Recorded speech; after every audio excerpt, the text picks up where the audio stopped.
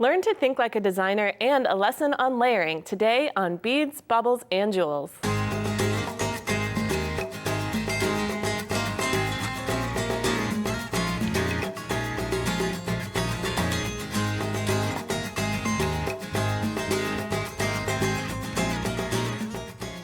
Beads, Baubles and Jewels has been brought to you in part by Beading Daily, your jewelry making resource for how-to projects, books, magazines, DVDs, events, and online learning. BeadingDaily.com.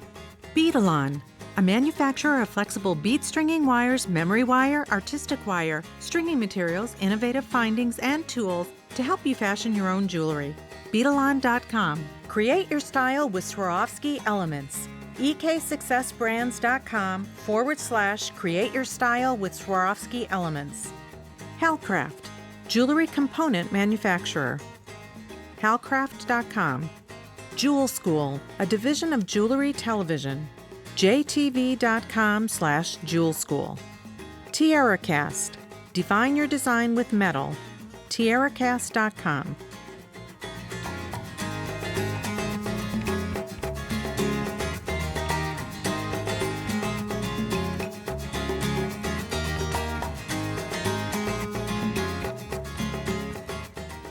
Just like the right jacket can complete an outfit, adding layers to your jewelry design can give your piece that finished and coordinated look.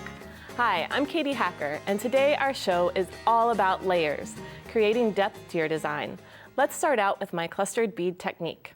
Take a look at this purple necklace. You can see that I created some texture there in the center by adding beaded head pins. And all of these designs use the very same technique, which I'm going to show you how to put together. So we'll start out with creating the pendant. And I love using these big stones because they create such big statements in the middle of your jewelry. And what you do is just put a daisy spacer onto a head pin. And you'll notice I picked it up with the head pin. That can be easier than picking it up with your fingers and trying to put it onto the pin. Then just pass through your bead. And I'm just going to make a right angle here at the top of the bead by using my fingers. Then you pick up your round nose pliers and roll it back to make a basic loop. Now, you probably didn't see this part in the necklace because it's hidden inside the next part of the connection. So what we'll do is open this eye pin, slide it right onto the pin, and close it. Then we're going to pass through this collectible bead. So when you use charm beads, you can think of using them in other ways too, because they have that large hole. This is a perfect way to hide that connection inside and make it look like it all planned to be together. So now I have an 8mm stone bead. And when you're working with semi-precious beads, it's fun to choose some different dyed colors that coordinate together. And of course, I love these jewel tones. Now here's where we get to the clustered technique. I've already put all of these beads on head pins, just like we did with the big pendant, and now I'm just going to pick them up on the pin. And then, when you put the rest of the beads on the pin, they settle into place and create that wonderful texture. You just want to make sure when you're doing something like this that all of your loops are absolutely closed, because you could see it'd be really easy for them to slide off of that pin. Now that we have them all on there, see, they make a great little bunch. I kind of think this is like a little fiesta technique, because they just look like a party. So we put this spacer on here, and then we're going to make a round nose loop at the top with the round nose pliers, the basic loop. I'll just trim off a little bit of extra here, then use my round nose pliers to roll it back. And now this part of the pendant gets attached to the end of the chain. You can use double jump rings to attach it here, or since this loop is big enough, I think I can attach it to the chain itself. And you could use any type of chain. For this particular design, I chose these big open links because I wanted it to have the appearance at the end that it's a toggle. And you actually create the toggle yourself. So you take the beaded pin to attach the toggle at the other end, and we'll just use a spacer bead, then string it on there with another spacer bead. And you want to close up this loop to the toggle itself. And fasten this one closed and make a basic loop at the other end. I'm just going to trim this one down again. Basic loops are such an easy technique, and you see them again and again in jewelry making because you need them to make those great connections. So then, when you open this guy, I'm using the flat nose pliers. You could also use chain nose pliers. Either one will work just fine for that. Attach it to the end of your chain. And then, oops, looks like I didn't get my loop shut all the way. So let's reopen this guy and attach him to the other end. With the flat nose pliers, put it right on the chain just like that. And then fasten that shut. Okay, so now you can see you have your clustered beaded technique and your long pendant, and you're just going to fasten this right through the chain. So let's take a look at the finished one. And you can see, I mean, when's the last time you made a necklace in less than 5 minutes? It's really quick, and all you have to do is whip up those little beaded head pins and have a bunch laying around, and you're ready to go. If you take a look at the blue necklace, that uses some channel findings in between the cluster sections. Then if you have a look at the earrings, this is an example of using some different materials together. So I've added some chain tassels there at the bottom, and you can make these as long or as short as you want to. Then this piece right here is a bead frame. That would make a great pendant too. And if you take a look at the green necklace, something that I like to do with this type of piece is, you know, I started out with this necklace without these little clusters, and it wasn't as exciting and it needed some pop.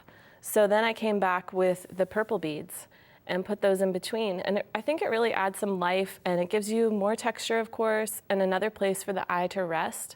And it really just ramps up that wow factor of all of your pieces, because that's really a basic stringing piece there. It has just a repeating pattern that's symmetrical. And what you can do too is turn it so that the beautiful clasp would be in the front.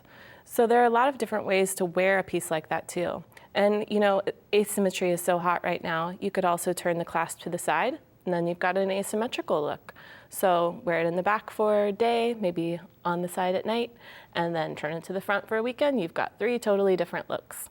So this is a very simple technique, but you can see that there are a lot of different ways to use it. Pendants, necklaces, earrings can all benefit from this type of technique. So let me tell you about what's coming up next on the rest of today's show. Jackie Truty is back to finish up her gem aquarium with resin and gem inclusions. Then, join Dale Nicholson as she layers and wraps crystals onto metal lace. Finally, Stitch Pro Jean Campbell shows how to create Russian netted spiral rope. I'll be right back with Jackie.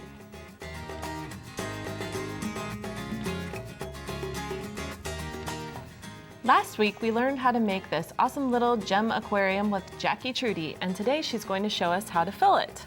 Welcome, Jackie. Thank you, thank you. Yes, we're here at the second half, and if you remember, we made this from silver clay, and it was fired, and now we brushed it then. We want to brush it all over, especially in the inside, but you don't want to polish it because you want the resin to stick to it. So I have this, and now we actually have to fill it with resin. But before we can do that, we have to create a dam. So I've just got some packing tape that's clear here. I'm just going to make a piece, and as simple as setting it on there, and we're going to burnish it a little bit. And this is a technique you can use with any open back bezel. Any open back bezel. And what we're going to do is use UV resin. So instead of mixing a 2-part epoxy, we're going to use a UV resin that's made for crafts that you put under a UV light. And when you put it under the UV light cures it and makes it hard. And this way we don't have to use more than we need. So once we've done that, we're just going to pour some of this in there, and it will self-level. You can turn it a little bit and let things run. And what's cool is if you have any air bubbles and you don't want the bubbles to stick, all you have to do is take one of these, and these are the portable barbecue lighters. Right. And we're just going to light that, and you just touch it to the top. Oh, you actually touch it. Yeah, you touch it to the top, and the bubbles go away. And Just like that. if they don't, you shake it a little bit, just like a brownie batch, and do it again. Okay? And then the bubbles go away. So once you have this done, and it's all level, then you put it under the UV light, and you have to follow the manufacturer's instructions because some of these are for 1 minute, some of them may be as long as 5 or 6 or 7 minutes. Okay. So you just follow the instructions until it's hard. And when it's hard, you take it out, And here's one that I did where I did one level, and you can see it's hard already. So the next step is to put what you want in it. And you can do it in one layer, you can do it in 2 layers. So here I have a little piece of tape with some things from the sea. And instead of just putting it like that, if I just set this in here like that, what's going to happen is it's going to be an air bubble underneath it because it's not flat. So you want to put a little in first. I've had that problem with things floating up to the Have surface ya? before. Yeah, and you just set it in some resin. So we're going to put all of these things wherever we want. And once we're done, we're going to, since it's already in resin, we're going to cure it again. And then when it comes out, we're going to put another layer on. Do we need to make sure that this is filled and level at this point? Not at this point. No, because you want to do it, it's better to do it in many layers slowly and cure between each than put it all because you get a lot more bubbles that way. This way you can get rid of the bubbles each layer at a time. So once you've done that and you've gone up to the top, then it's going to look like this. And I've done it right up to the top, and I had a bubble trapped and I left it there to show you guys that even with bubbles, sometimes I just leave them because they're so cool. They have so much character to it. Especially with the beach theme, it fits right in. It really does. You have that ocean and that thing going on. Yeah, and that was a mistake, but you know, it's really cool. I just leave it.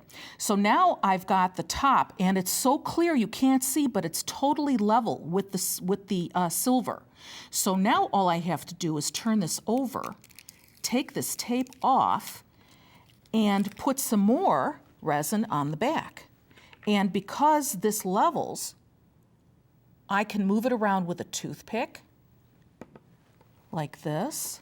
So this is your last layer that you're just filling in. This is my last layer.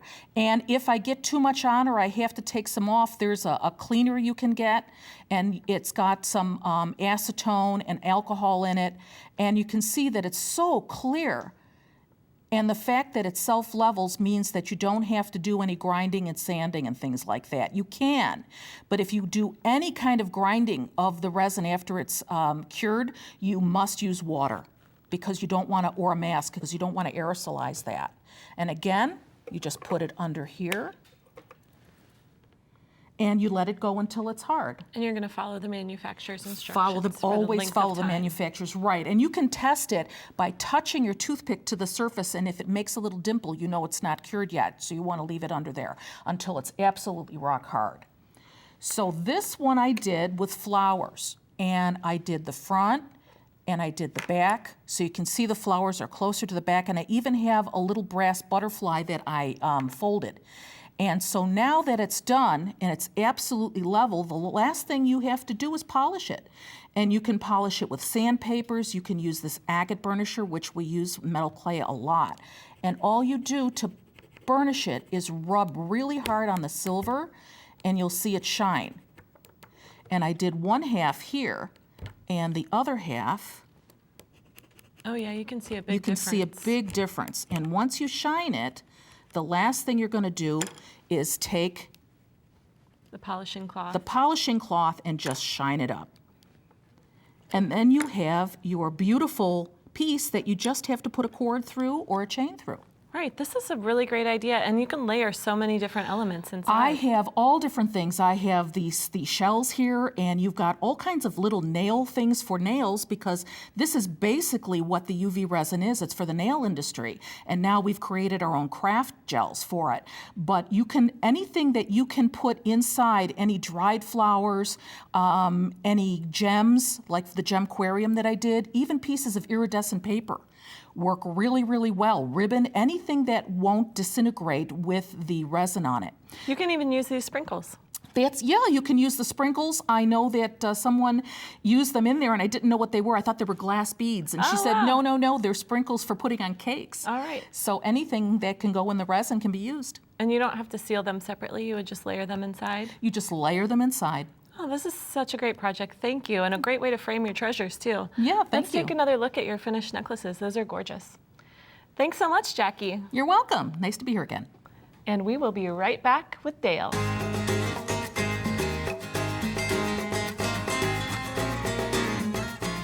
Take a look at this gorgeous necklace. Doesn't it look just like lace? But Dale, Nicholson, this is made from metal. It is. It's actually lace that has been cast into metal. So It's beautiful. It's beautiful. And it's so natural looking, and it's light too. Yeah, and it Really gives you bright. that metallic shine and stability. Absolutely. So take these earrings, for example. You've wire wrapped onto them. I have. I mean, you could do your standard drops and dangles on it, but I thought let's take it out a little bit and let's do a little more. So basically what I've done is I've used the 28 gauge wire to wire wrap, and it gives a little difference to the overall appearance. Yeah, now how do you get started? Okay, so I get started by cutting a length, and I don't cut a lot because you don't want the wire to kink. And basically I've cut about, 12 inches, and I'm just gonna thread it through in the middle section, and I'm gonna pull it down and then fasten it back in. And this does look tedious, but really it's not. It's just following the wire. And so now I've got it locked on there, and I'm gonna do just what we normally do with wire wrapping. You're gonna pick up a bead, thread it through. And you're using 4mm crystal I'm using bicones. a 4mm crystal. This is the new color Fern, and I just love the way Fern just really pops against gold. So I'm threading it through there, and then I'm threading it through the next area, and I'm just pulling tight on it. I don't want to pull too tight because I could snap the wire. Now, I like to work in a continuous pattern, so I've come up to the next rung there, so to speak, and now I'm just going to cross over and thread on a 6mm because I'm going to thread across that.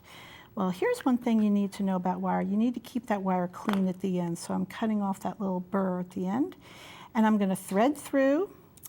And look at what I'm doing. I'm just pulling over here, and I'm positioning it in, putting it into that little spoke again, and I'm just coming up right next to it. And you don't really have to pay a lot of time and attention on it.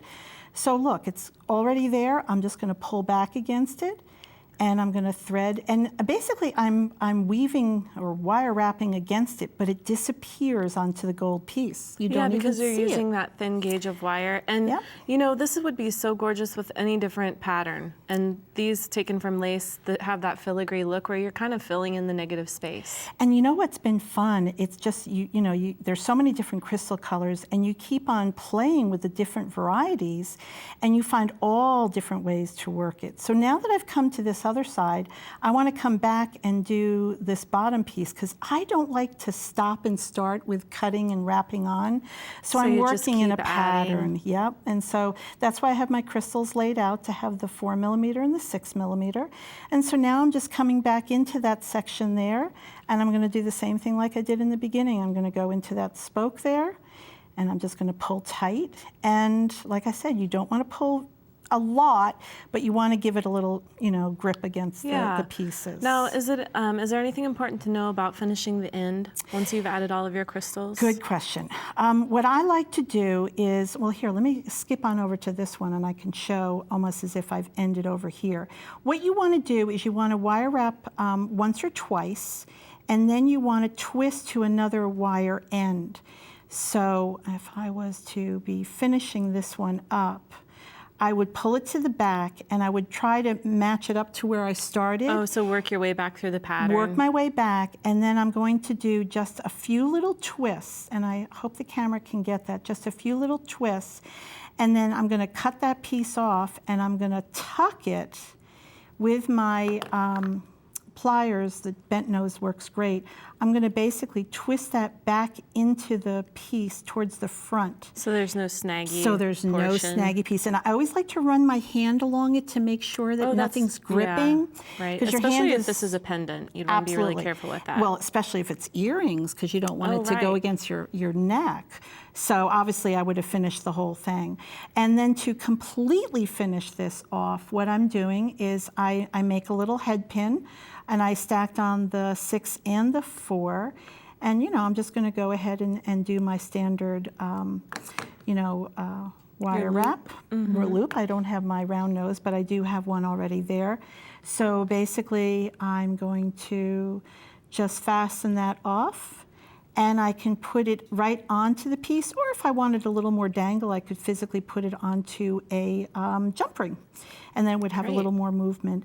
And then on the same side, I do at the top, I do another one to hook it into my Your ear ring. wire. Yeah. Oh, well, let's take a look at the finished ones here. You can see you even embellished your ear wire. Oh, no, this is the link in between. That's the link in between, right. I Great. could have done my Oh, ear yeah, wire you certainly too. could. Sure. What's different about these earrings in the middle here? Okay, this one to me felt like it didn't want to be covered all around. So basically, I did the same wire wrapping technique, except when I came up through the center of that, that metal lace piece, I put a seed bead on the top, and that kind of made a resistance, and it stood the bead up. That looks great. It looks even more like stitching, I think, on that one, kind of bringing in that fabric. You kind of are feeling. stitching with wire when you do this, too. Oh, yeah, definitely. Which is nice. Let's take a quick look at this one, because that is just one of my favorites. I love that mine it's very too. subtle, Mine but too. glamorous. Same principle as what we were doing before, just going around and finishing it off. Thank you so much, Dale. You're very welcome. We will be right back.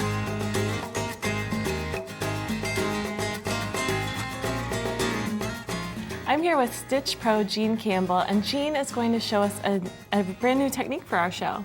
Well, it's actually an old technique. It's resin spiral netting is what it's commonly known as. And it's a nice technique for necklaces or bracelets or any kind of rope that you'd need in a jewelry piece. This is what it looks like. And it's got a nice, flexible feel and this beautiful spiral. Yes, and is the spiral from the color of the beads you're using, or is it the stitch itself? It's actually a stitch itself. The color of the beads accentuates it.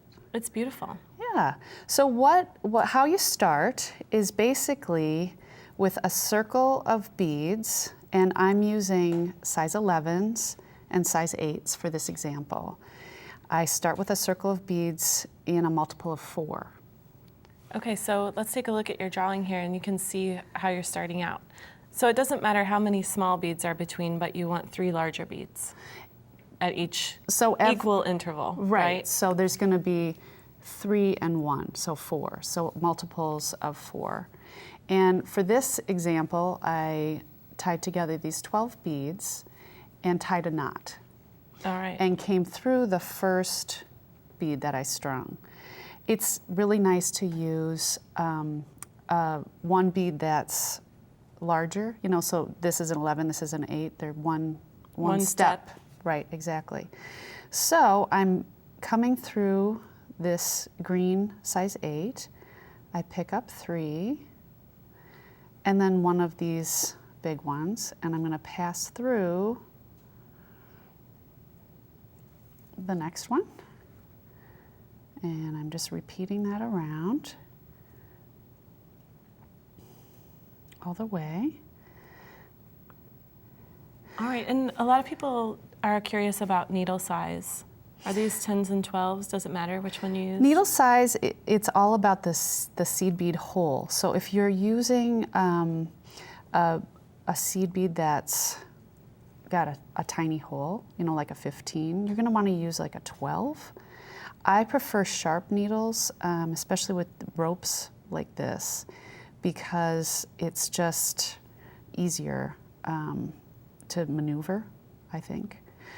So if you want to look at the next diagram, oops, you can see that I've done just that. I've strung 4, passed through the next big one, all the way around until I get to the first one, and that's where I'm at. Now on the next round, so that establishes my first round. On the next round, I'm going to do the same thing, pick up 4, and I'm going to pass through this next, if it will cooperate, big one. I'm going to pop that down a little bit like that. Oh, and you can see the larger ones starting to line up. Yeah. Now you're never going to have to step up with a rope like this. Because it just continues to spiral around through the larger bead. Right. And you got to keep your tension tight, and it will just keep moving. Some people like to work this around a pencil or another, like a dowel or something. Oh, that's a good idea. It keeps the shape as you work. Right. It's just really what's the most comfortable for you. Well, let's look at the examples you brought using other sizes. This piece, I really like this one. This uses 15s and 11s. It acts as a nice tight spiral. This one is a little chunkier. You get a chunkier, more organic feeling. Right, this one is done with 11s and 6s, so that's jumping up 2. Okay. And then this one is really fun. I started out with size 8s and size 15s, so that's a jump of 2 again. And I just had 2 beads between the big ones. And as I worked the spiral, I added more. So I added 3 size 15s between, 4, 5, up to 10 between, so I got a nice... So you get more of a cone. Ooh, Yeah. I could see a lot of possibilities for that. Yeah, and you can make beaded beads that way, Oh, or all yeah. kinds of things, so. Totally versatile technique. Well, thank you so much, Jean. This was great. All right, and that's our show for today. So please join us next time as we look at tools and supplies in a new way for creative flair. I hope you can join us. Instructions for today's projects, plus other ideas, techniques, and information are available on the web at beadsbaublesandjewels.com. Today's show is number 1706. If you enjoyed today's show and want to see more projects and great guests, you can order a DVD set of the entire Beads, Baubles and Jewels Series 1700. All 13 episodes plus bonus content featuring soldering techniques with Kate Richbourg and spiral herringbone with Jean Campbell, only available in this DVD set. Order at beadsbaublesandjewels.com for $29.99 plus shipping and handling. Don't miss a single episode and get these bonus projects. Beads, Baubles and Jewels has been brought to you in part by Beading Daily, your jewelry making resource for how-to projects, books, magazines, DVDs, events, and online learning. BeadingDaily.com. Beadalon, a manufacturer of flexible bead stringing wires, memory wire, artistic wire, stringing materials, innovative findings, and tools to help you fashion your own jewelry. Beadalon.com. Create your style with Swarovski elements. eksuccessbrands.com/create your style with Swarovski elements. Halcraft, jewelry component manufacturer. Halcraft.com. Jewel School, a division of Jewelry Television. jtv.com/jewel school. TiaraCast, define your design with metal. TiaraCast.com.